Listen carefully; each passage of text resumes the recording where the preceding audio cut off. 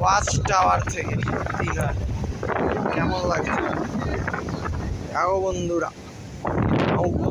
Oceana beach watch tower Oceana beach.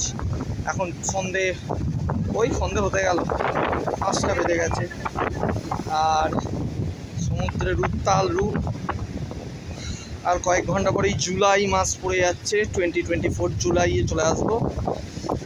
Last moments of June 2024, 30th June 2024, historic month.